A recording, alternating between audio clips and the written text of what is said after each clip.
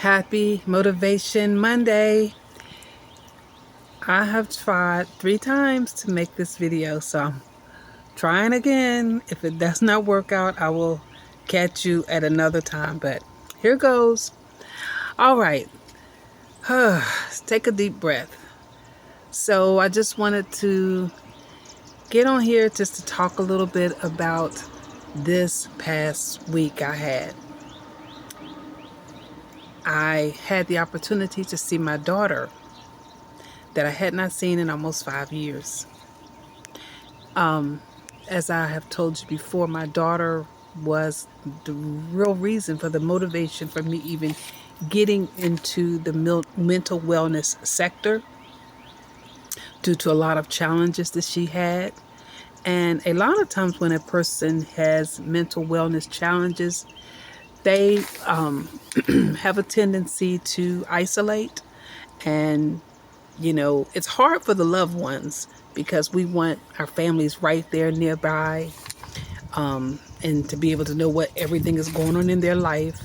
But it hasn't worked out like that in my life and in over the years that we have been on a journey with her. But almost 2 weeks ago, I had the opportunity to see her after almost 5 years. Boy, it was so special. Her children, my grandchildren, they were glad to see her.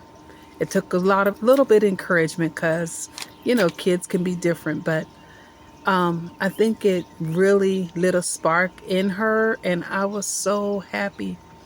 And I wanted to say tonight, if you have a loved one who may be isolating, or you haven't talked to, or you've been estranged from, maybe I hear stories all the time in this work where there's been years gone by. I'm talking like 15, 20 years where a parent hasn't saw a child, or there's been an estrangement issue. And my heart goes out because it's very painful for a parent when your child is struggling and you want to be able to fix it.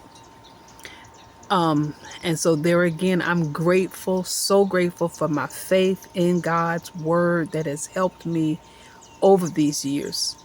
That's my main coping strategy. And then I'm grateful for individuals like Dr. Javier Amador of the Leap Institute. He's the founder of the Leap Institute, who had a brother that struggled with his mental health. And he has an evidence-based program, the LEAP method, which stands for Listen, Empathize, Agree, and Partner. And I've used those strategies in my relationship building with her. Oftentimes before I learned that, I think I would relate in a different way that probably was not as healthy. And as I've gone through these trainings and studied the research, it is definitely a win-win situation. And all I can tell you is that love the person where they're at. Don't try to change them on your own. You have to totally be able to give that person and their issues to God for your strength. And that God will place people in their life to help them. And that's the prayer I pray still for my child, that God will have people in the environment that she lives in that care about her. And I'm so grateful because she has housing, she's high functioning and has a job. She has good people around her that are pushing her into positive, because those negative influences are always going to be there. And I pray that, those people who are in her life who offer some sort of protective factor. She knows we have her back, but when you're isolating, you think everybody is against you. But I'm telling you, God's word has been my source of hope, my source of strength, my source of peace in the years I have gone through these challenges. Last month we dealt with stress. This month we're dealing with PTSD, Men's Mental Wellness Month. So check in with yourself to make sure you're okay. Make sure that you're doing everything that you can to stay mentally strong. During Stress Awareness Month, I talked about renewing your mind daily with God's Word. Have a prayer life and a plan when you find yourself stressed. Hand all your problems and worries over to God. Now, that doesn't mean you stop all your other things. No, but the prayer is that foundation, and it's going to keep your mind strong. I cannot tell you the many podcasts and webinars and things that I've participated in over the years. Many of the professionals who I keep on my favorites, because I'm always going to find something that helps me be able to help her and other people that I come across in my business.